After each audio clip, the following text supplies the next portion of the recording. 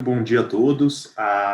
Vou começar dando um panorama rápido do nosso cenário internacional, em destaque aqui Estados Unidos. A economia americana continua com uma retomada bastante acelerada, os dados vieram razoavelmente em linha, especialmente com aquilo que era esperado pelo mercado e também pelo Banco Central americano desde a nossa última reunião, e isso gerou uma mudança de postura também antecipada do próprio FONC, do Banco Central de lá. Agora, eles já discutem abertamente começar a reduzir o ritmo de compra de ativos, né, o chamado tapering.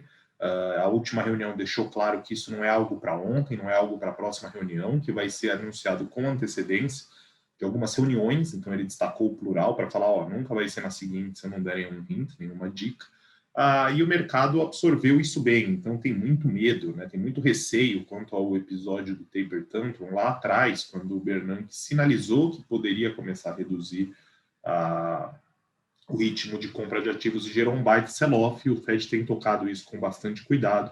Na nossa cabeça, isso deve acontecer no final do ano, então deve começar a reduzir gradualmente as compras, possivelmente na reunião de dezembro, e essa redução se daria ao longo do ano que vem, para então começar a falar do ciclo de juros.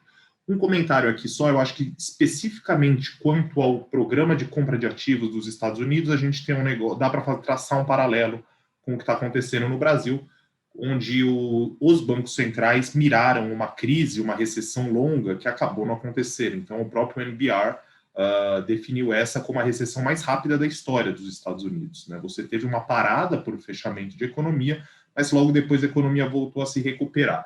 Então, esse tapering, de certa forma, você começar a reverter essas medidas faz parte de não ter acontecido o pior. Você se preparou para o pior, isso não aconteceu.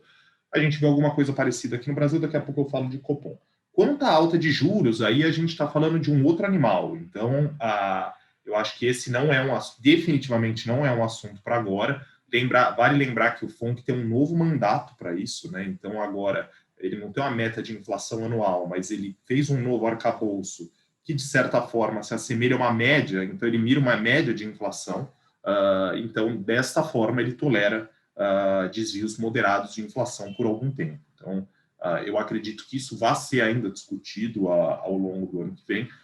O fato é que hoje a inflação americana está muito poluída pela retomada. Então, eu tenho uma convicção muito grande que fatores como carros, por exemplo, que sempre foi uma fonte nula ou de ligeira deflação, responda às vezes por 1/3 de toda a alta inflacionária mensal nos Estados Unidos. Eu acho que isso aí deve se reverter conforme se consolide a abertura.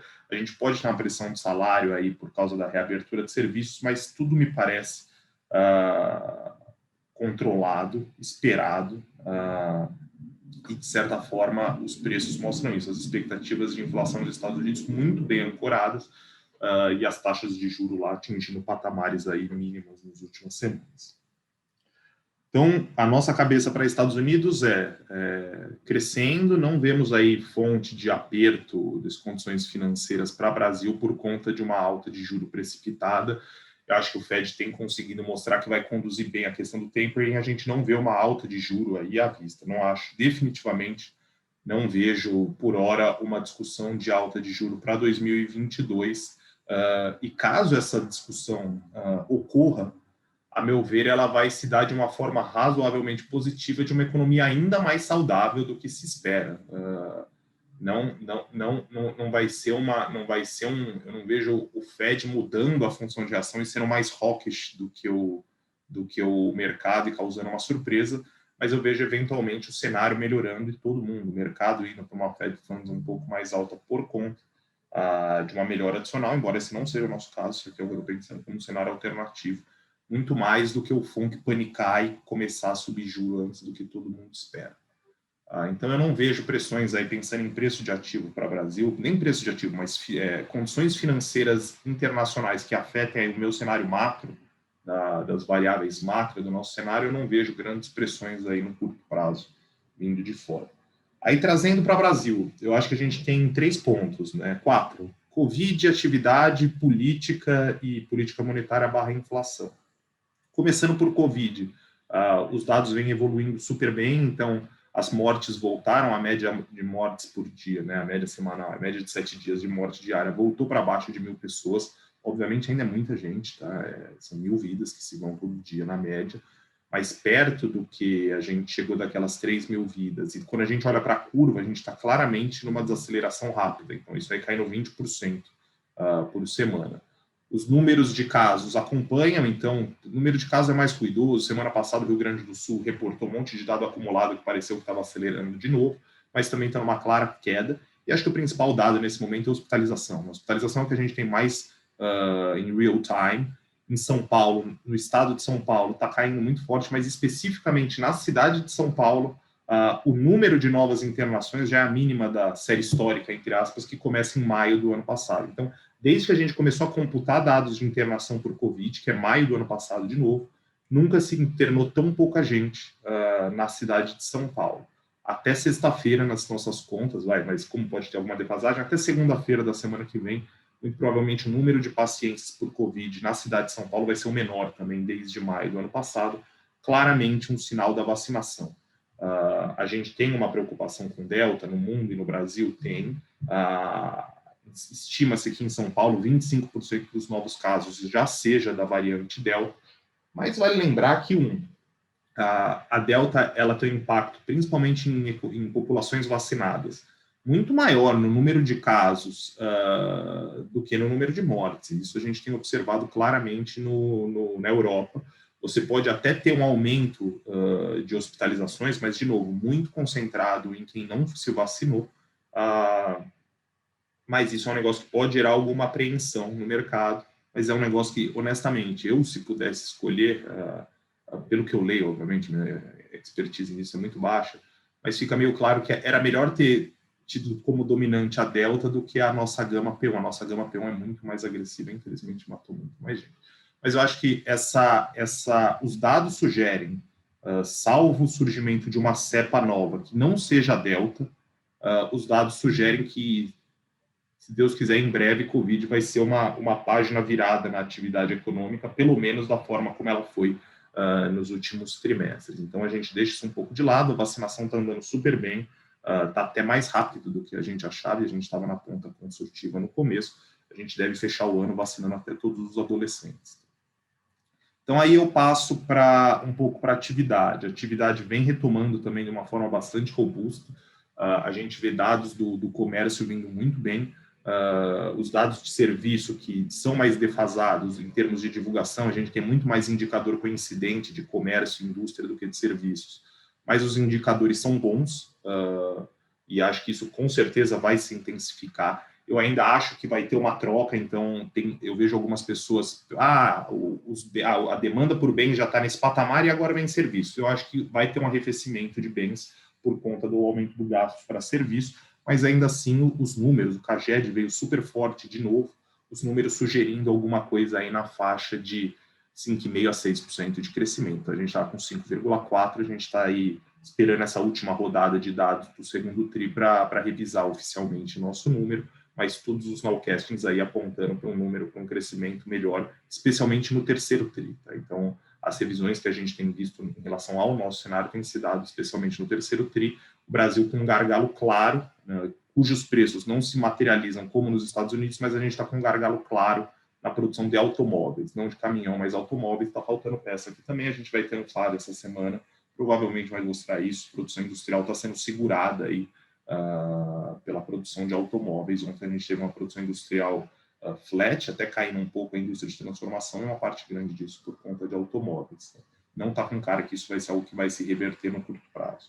Sobre a inflação, os números do IPCA 15 vieram um pouco piores, mostrando uma inflação mais salgada de serviços, e esse é o grande risco para o nosso cenário. Tá? Então, quando a gente olha o nível de preços de serviço, aqui não é inflação, o nível de preços, onde eles estão e onde eles estariam se tivesse seguido a tendência pré-pandemia, tem um impacto grande ainda. Nada diz que eles vão voltar para aquela tendência, porque a economia não voltou para aquela tendência ainda. Mas caso voltem, a gente vê um risco aí, acho que o Banco Central também monitora um upside risk aí do cenário de inflação por conta da retomada de serviços. Por outro lado, uma boa parte disso, eu acredito que já tenha ido. Eu vejo um incentivo muito baixo, pegando um caso específico, para um restaurante que reabre, já ajusta a sua tabela de preços, vem a demanda forte a partir de agora com a vacinação, vamos supor que ele resolva, por algum motivo, reajustar de novo. Mas será que em outubro, novembro, ele vai reajustar de novo? Então eu não vejo por que um processo tão lento de reajuste de preços. Eu acho que com a reabertura, a gente tem uma rigidez de preço, a gente sabe disso, né? Muitos setores, eles evitam ajustar o preço com uma frequência alta. Mas acho que a reabertura, esse momento é um momento propício para reajustar. A gente está meio no escuro, nunca teve um episódio de fechamento com reabertura. Então a gente tem um risco de alta, mas um risco de alta concentrado muito, a meu ver, para 2021. Eu não tenho uma preocupação muito grande de uma inflação de reabertura em 2022. A gente pode ter outros motivos para a inflação em 2022, não me parece que a reabertura vai ser um deles. Tá? Então, a gente está revisando o nosso IPCA constantemente. Acho que desde a última vez que a gente conversou aqui, a gente estava falando de revisar o IPCA por conta de bandeira, no final do ano, terminar o ano com a bandeira de energia elétrica vermelha 2.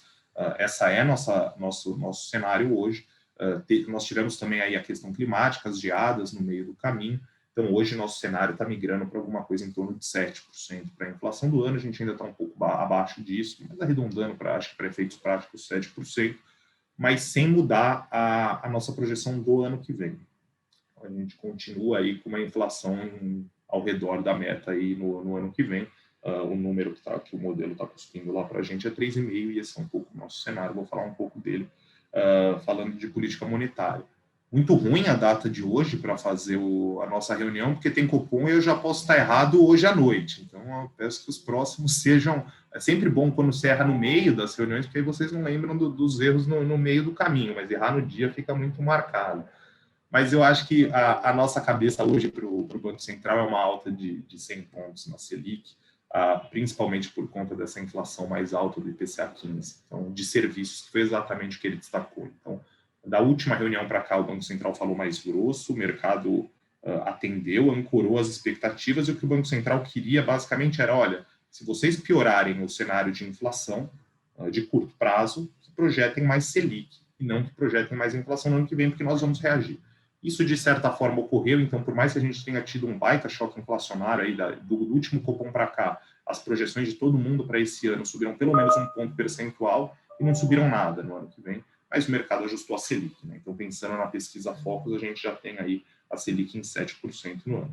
O Banco Central hoje dá uma alta de 100, sinaliza outra alta de 100, mas como a partir da reunião de hoje ele vai falar que 2023 também faz parte do horizonte relevante, não é só 2022, eu tenho alguma dificuldade. E também, uma vez que esse juro real maior em relação ao cenário anterior dele também vai gerar uma abertura um pouco maior do hiato, eu não vejo, mais modesta, eu não vejo o Banco Central adotando um discurso sinalizando que vá para o campo restritivo. Tá? Então, eu acho que seria um passo aí que seria uma surpresa para mim, seria uma surpresa do lado rock, ter alguma dificuldade para ver o Banco Central e sendo tão rock assim. Então, nosso cenário agora é uma Selic de 7,5 no ano, parte com duas altas consecutivas de 100, parte disso por conta desse comportamento de expectativas e parte por conta do fiscal, que é o que eu gostaria de falar aqui nesses últimos 3 minutos. A gente tem acompanhado um debate muito ruidoso, a gente já estava preocupado quanto ao rumo do fiscal, dado o peso que o governo atribui aí, a importância, a relevância que atribui ao novo Bolsa Família, por motivos diversos. Então, um programa com pelo menos 17 milhões de famílias e pelo menos R$300 por mês, isso geraria aí uma demanda por cerca de 25 bilhões a mais de gasto, e a gente tem espaço no teto para isso. Hoje, olhando as projeções do governo de INPC e olhando o descasamento aí entre o IPCA do meio do ano e o INPC do fim do ano, como o INPC do fim do ano indexa as despesas do governo no ano que vem, e o IPCA do meio do ano indexa o teto, o IPCA do meio do ano vai terminar acima do que vai terminar o INPC, então o teto vai subir mais do que as despesas, que é um espaço que cabe Bolsa Família. 2 problemas quanto a isso. Primeiro, que a gente já estava preocupado, essa revisão forte de projeção de inflação ainda para 2021 deve consumir parte desse espaço. E o ponto 2 é o contexto político. Então, a gente teve uma troca no coração político do governo. Então, o senador Ciro Nogueira assume agora aí o cargo de ministro-chefe da Casa Civil, equivale praticamente ao primeiro-ministro do Brasil. E, de um lado, isso melhora a articulação do governo no Senado. Por outro lado, muda um pouco o balanço de forças dentro do Palácio do Planalto. Primeiro, o núcleo militar totalmente escanteado, então essas declarações recentes do presidente da República nos preocupam menos num momento em termos de preço de ativos, sempre destacando isso, enquanto isso pode estressar o mercado. Nos preocupam menos no momento em que praticamente não temos mais militares aí nos cargos relevantes do governo. De certa forma, o centro conseguiu assumir todo esse espaço. O senador Ciro Nogueira vem de um governo, de um estado governado pelo PT, onde o presidente Lula teve 70% dos votos na última vez que lá concorreu, e cuja plataforma do Bolsa Família é muito forte. A gente tem uma série de políticos do governo do Nordeste, cujo Bolsa Família é algo muito forte. E isso certamente vai ser vendido para o presidente, está sendo vendido, já foi vendido para o presidente, como um canal de votos para o ano que vem.